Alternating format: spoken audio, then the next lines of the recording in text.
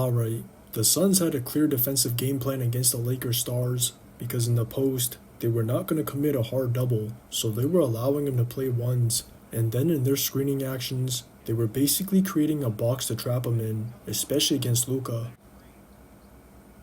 They were having Mark Williams up then dropping, they were having their primary defenders go over every screen, and they were having the help one pass away pull over early, so a lot of the times, there was a third defender coming from the wing.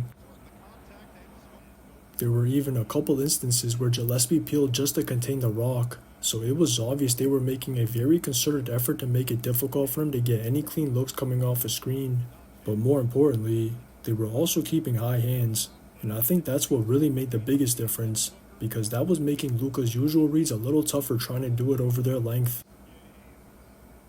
Even though him and Austin were exploiting that space in the SNRs, and him and Braun were making tough shots in the post, the Suns never wavered from their game plan, so credit to them for not making any adjustments the entire night, because that led to it eventually paying off in the second. It would have been easy to fold after Luka dropped 20 in the first, but they didn't, and they reaped the benefits, because the tough shots weren't sustainable, so Luka finally started missing, or even worse, started having severe turnover issues. If anything, Austin was just as bad in that quarter, and once those compounded, the game completely flipped in favor of the Suns, because they got to capitalize off them for constant runouts, so they got to establish a rhythm quick.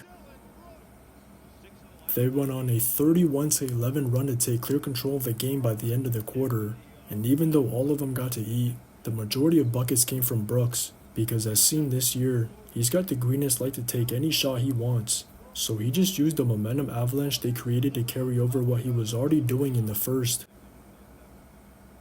Now I don't know if he's always played this way or what, but I've noticed he's definitely influenced by Kobe or Mike, because he likes to operate in the mid-range, and he's been using that shimmy in the mid-post often, or fading on a lot of his jumpers, so he's displaying a bag I haven't really ever seen from him. I guess that's what happens when he's not relegated to spot-up duty and is empowered by a coach, but it's not just him, because damn near all of them have a green light to do what they want to an extent, so they all get to get theirs, especially Gillespie, and off the rock, he's always shot ready, then on the rock, he continues to exploit the drops. For some reason, the Lakers were having their bigs drop against all of the Suns' screening actions, so really any of them was exploiting it, and there were even instances where players were going under screens. It took until the third before the Lakers decided to make an adjustment, because they started having their bigs switch more, and I think they even threw in a zone as a last-ditch effort to try and break the Suns' rhythm, but I think the switching just caused more breakdowns off confusion in their coverages, so it didn't have a positive effect.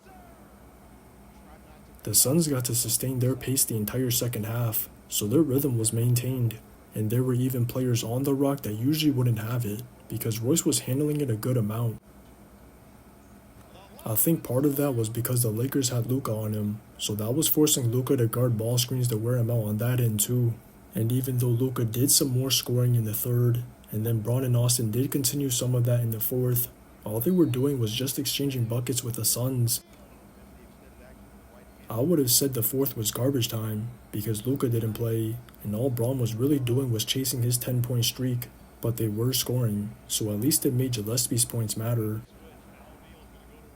What's been most impressive about the Suns this year is just their mentality, because defensively, they were not playing this harder together last year. Then offensively, they're all aggressive, whether on or off the rock, and I'm even seeing glimpses of Iguodala becoming a hub to make reads up top, or Bouye running some SNRs at times, so whatever culture Jordan Ott's been developing behind the scenes is working.